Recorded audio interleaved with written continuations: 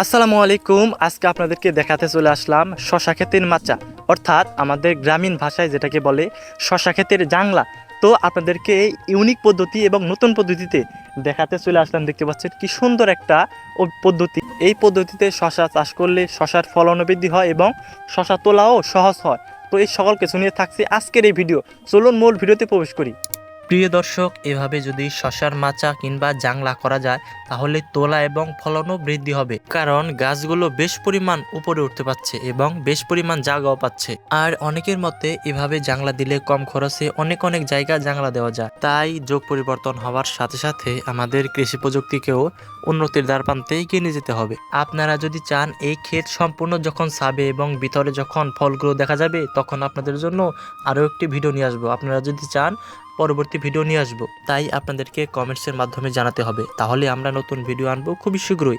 আর এই ভিডিওটি কেমন হয়েছে অবশ্যই কমেন্টস বক্সে জানাবেন। ধন্যবাদ সকলকে।